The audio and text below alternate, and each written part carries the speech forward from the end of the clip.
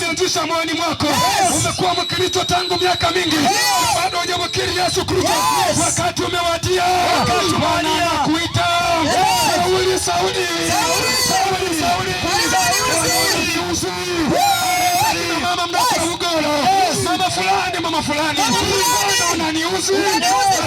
Mtaitwa na Yesu, unagawa mitaani kila mahali, unafunua marinda kila sehemu. Bwana anawaita, binti yangu, Bwana unaniuzi. Vijana wenzangu wanaojiita mabitozi, hawataki kuingia kanisani, umeshika sigara mkononi, umeweka na kata nyuma hapa. Kama mmemaliza duniani, kama ndio mmetajirika, hakuna kama nyie. Kama ndio wasomi, Yesu anawaita. Uko wapi? Bwana unaniuzi. Uko wapi?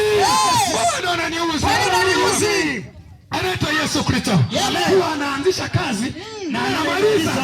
Alikutana na jamaa mmoja anaitwa Ibrahimu, akamuita. Jamaa anakaa tu porini, kijiji hata kieleweki, kinaitwa cha Harani, hajulikani huyu mtu. Mungu akamuita akasema, Abrahamu, naomba utoke hapo, umekaa kwenye matunguli, naomba utoke hapo, unaabudu miungu mingine, naomba utoke hapo. Abrahamu toka. Akasema, naenda wapi? Nataja uganga, nataja tunguli, nataja ilusi, nataja vimada, nataja pombe, nataja ugoro, nataja dini. Akasema, utoke hapo, nataka nikupeleke sehemu nyingine. Nataka nikwambie, Bwana amekuja na kuita, anasema toka ulipo. Hapo ulipo hapafai. Usiogope kwamba unaacha pombe, hiyo pombe haifai. Usiogope unaacha uganga, uganga haufai. Usiogope unaacha kimada, kimada kitakuwa. Usiogope wewe, yuko Yesu Kristo anakuita, akupeleke mahala. Kama hajakwambia vile, hakumwambia Ibrahimu, alinyamaza. Anaenda tu. Ngoja kabla sijamaliza, nisomee Waebrania sura ya 2 mstari wa 3. Waebrania sura ya 2 mstari wa 3. Haleluya. Jamaa kasaki kuokoka, tembea pole pole. Tunakwenda kwa Bwana mbinguni. Hatuna haraka, tunakwenda kwa Mungu. Tunapokuwa katika nchi ya kwenda mbinguni, tunaonekana ni wajinga. Lakini kwenye njia hatujikwai. Tunatembea. Tukichoka, maandiko yametuahidi tutapewa mabawa. Tutaruka kama tai. Tutakuwa na Bwana hewani. Tutakuwa naye pale. Watembea pole pole. Usiogope mambo ya dunia. Hata kama ukipoteza, hata kama ikikugharimu ndoa kuvunjika, hata kama ikikugharimu kufukuzwa nyumbani, ikikugharimu kuacha kwaya, ikikugharimu kuhama kanisa, wewe acha mambo ya dunia hii. Usipende hii dunia. Usikilize Mungu anasema kwamba toka hapo ulipo.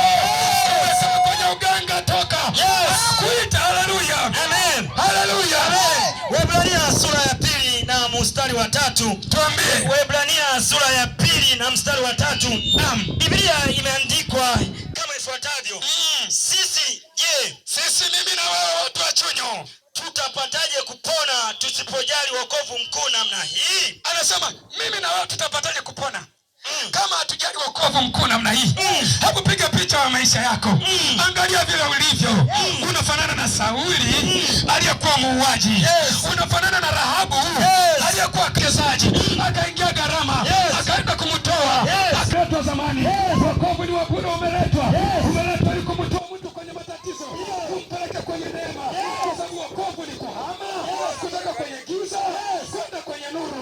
Wokovu ni kuhama kutoka kwenye matatizo na kamera na chuo. Wokovu ni badiliko la nafsi. Wokovu ni uzima wa milele. Wokovu ni afya kwa watoto wa Mungu. Wokovu ni uhai. Wokovu ni neema. Wokovu ni safari ya kwenda mbinguni. Wokovu ni ujasiri wa kuishi kwenye dunia iliyoharibika. Wokovu ni mimba iliyokaa ndani ya mwanamke, imejificha hapo ndani, hakuna anayeiona. Ni mimba wokovu. Kuna mwanamke ana mimba, kwanza hata amuelewi kama ana mimba, manake iko ndani, imejificha hapo, imekaa hapo. Lakini miezi 3 unaona badiliko, miezi 4 unaona badiliko, miezi 5 hata sisi wanaume tunaona, maana tumbo linasema yule mtu ana mimba. Usiogope wewe, usipojali wokovu hautakombolewa, hautapona. wanajifunza neno la Mungu kwenye safari ya kwenda mbinguni, walioachana na zinaa, walioachana na ulevi, walioachana na masengenyo, walioachana na majungu, wache hao, ambatana na watakatifu.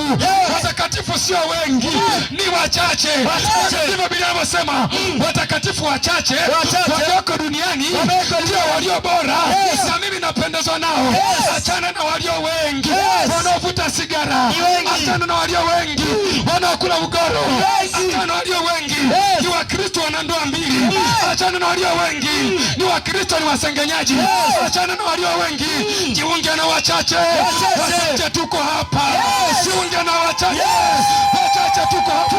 Haleluya, haleluya, haleluya.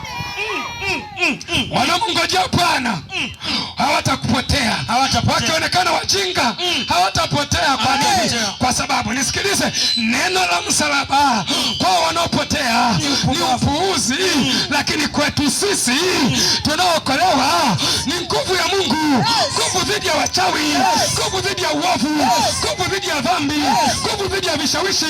Pokea wokovu leo, uwe na nguvu dhidi ya vishawishi, nguvu dhidi ya pombe. Yani pombe ikikuletea kiu, ukiwa na Bwana Yesu, neno la msalaba ni nguvu ya Mungu. Unakuta tu unaacha pombe, unaacha sigara, unaacha ulevi. Fulani, mama fulani, mbona sasa hivi utoki nje ya ndoa? Unasema hata mimi sijui, nimepokea neno la msalaba, nimeingia ndani yangu. Kwa ni upuuzi, watu wanakusikiliza. Siku hizi kumbe hugawi nje, unasema sigawi, nimeokoka.